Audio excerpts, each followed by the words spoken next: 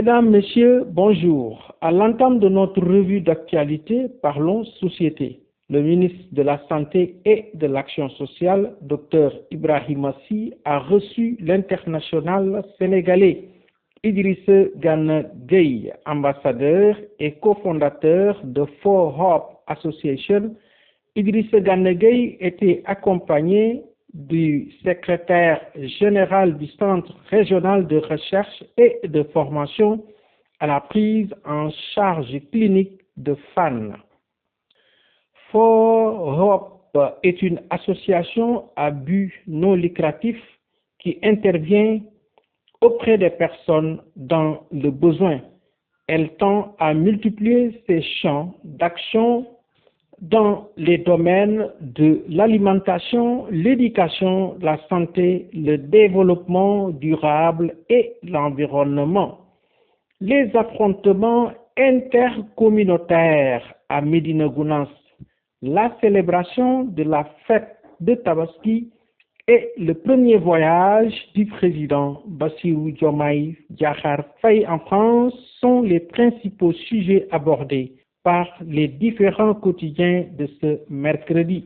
Le ministre de l'Urbanisme, des collectivités territoriales et de l'aménagement des territoires, Balla Moussa Fofana, a annoncé la tenue prochaine de journées mensuelles de réflexion sur le cadre de vie, l'urbanisme, la fiscalité et la gestion des déchets des communes, départements et régions du pays. Il invite les collectivités territoriales à conscientiser les populations sur la nécessité de maintenir les villes propres et d'équiper les associations chargées du nettoiement des quartiers. Barafal, l'imam Ratib de Nyang, un quartier de Richard-Toll, a appelé les fidèles musulmans à la concorde et la cohésion sociale, leur demandant d'éviter de nuire leurs semblables. Dieu nous interdit de tenir un langage non véridique et surtout à des fins personnelles. Alors, soyons des modèles comme notre bien-aimé prophète, paix et salut sur lui, notre modèle dans l'islam. La Société nationale de gestion intégrée des déchets, SONAGED, a débarrassé la ville de Diourbel des ordures liées à la célébration de la fête de Tabaski.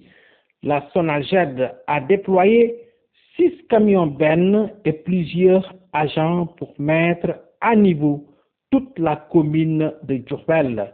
Au marché Ndoumbe Diop, très fréquenté pendant la période de Tabaski, 2 bennes et une trentaine d'agents ont été mobilisés.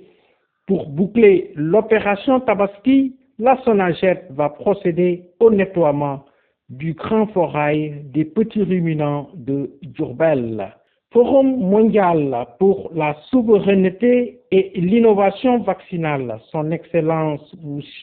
Bassirou Diomaye Diakhar Faye se rendra en France ce mercredi 18 juin 2024.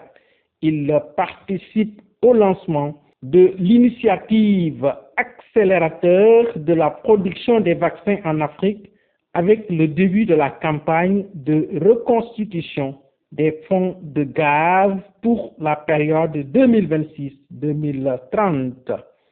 Le ministre de l'Intérieur et de la Sécurité publique, général Jean-Baptiste Tine, a plaidé auprès du khalife général de Médina Gounass pour un apaisement après les affrontements ayant opposé lundi 2 communautés religieuses après la prière marquant la célébration de la Tabaski.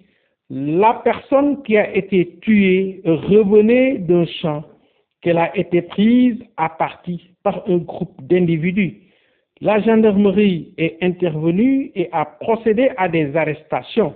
Il a renforcé son dispositif à Médina Gounass où se sont rendus le gouverneur de la région de Kolda, Sayer Ndao, et le préfet de Vélingara.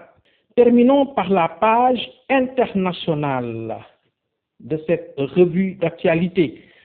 Des diplomates arabes ont annoncé qu'au moins 550 pèlerins étaient morts durant le Hajj, le grand pèlerinage musulman annuel dans l'ouest de l'Arabie saoudite en raison de la chaleur. Ce pèlerinage s'est déroulé cette année encore en plein été, du vendredi 14 au dimanche 16, dans l'une des régions les plus chaudes au monde, avec des températures atteignant les 51,8 degrés Celsius à la Mecque, la ville la plus sainte de l'islam. C'en est tout pour votre revue d'actualité. Merci d'avoir suivi sur votre chaîne préférée Référence TV qui suit pour vous l'actualité à temps réel.